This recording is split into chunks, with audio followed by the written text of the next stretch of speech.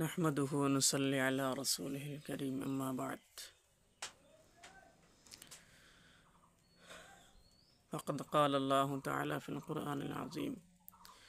أعوذ بالله من الشيطان الرجيم بسم الله الرحمن الرحيم يا أيها الذين آمنوا إذا قمتم إلى الصلاة فاغسلوا وجوهكم وأيديكم إلى المرافق صدق الله العظيم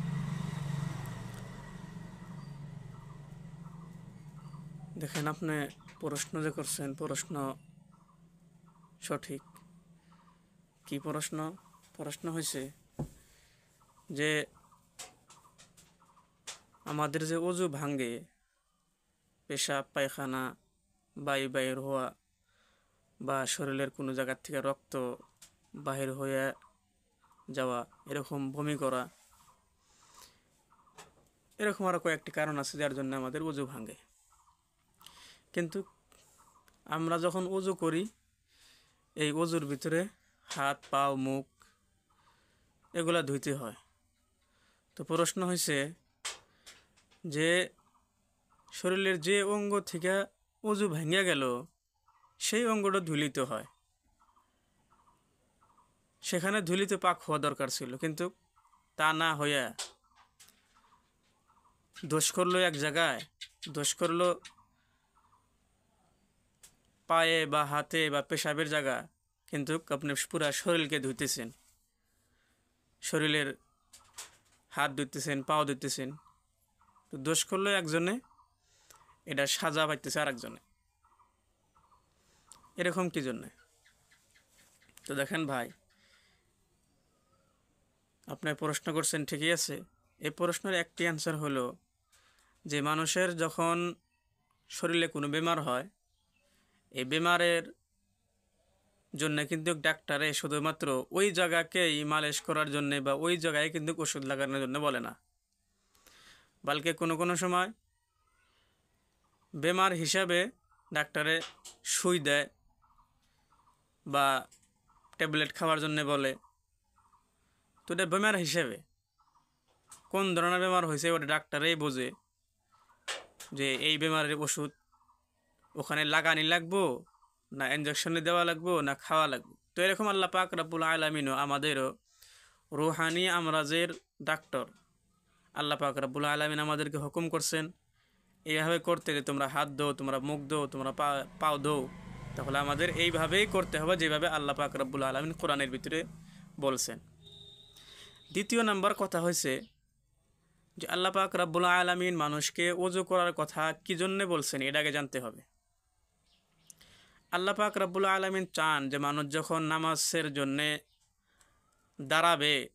তখন মানুষের শরীরের পুরা অঙ্গ প্রত্যঙ্গ যেন গুনাহের থেকে পাক পবিত্র থাকে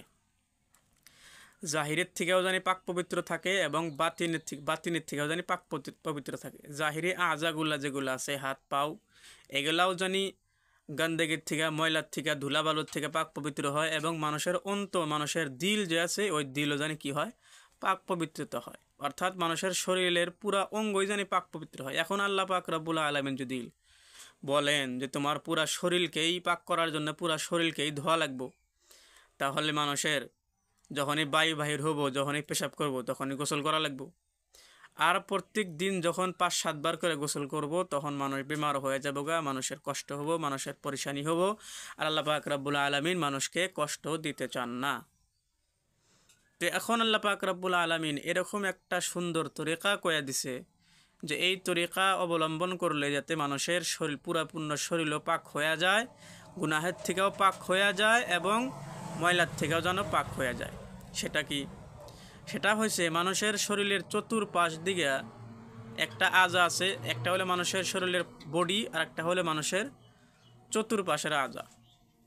যেমন হাত পাও মুখ উপরের দিকে মাথা নিচের দিকে পাও এক সাইডে হাত আর এক সাইডে আর এক হাত সামনের দিকে মুখ তো আল্লাহ আর এই শরীরের আজাগুলার ভিতরে কিন্তু সাধারণত যেগুলা আজা আমাদের শরীরের বাহিরে থাকে হাত পাও মুখ এগুলাতে কিন্তু ময়লা লাগে আর এগুলাই কিন্তু আমাদের শরীরের চতুর্পাশের আজা তো আল্লাহ পাক রব্বুল আলামিন আমাদেরকে বলেন যে হে দুনিয়ার মানুষ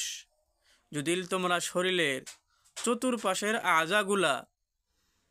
ধুয়ে নাও যেগুলা আজার ভিতরে ময়লা ধুলাবালু লাগে, এই আজাগুলা যদি তোমরা ময়লা ধুলাবালুর থেকে পবিত্র করে নাও, তাহলে আমি আল্লাহ তোমাদের এই আজাগুলা ধোয়ার বদৌলতে আমি আল্লাহ তোমাদের পুরা শরীরকে কি করে দিমু? পাক পবিত্র করে দিমু। জাহেরি গন্দেগির থেকে, জাহেরি খারাপের থেকেও আমি আল্লাহ তোমাদের শরীরকে পাক পবিত্র করে দিমু, এবং বাতিনি খারাপি অর্থাৎ গুনাহের থেকেও আমি আল্লাহ তোমাদের পুরাপূর্ণ শরীরকে কি করে দিমু? পাক পবিত্র করে দিমু।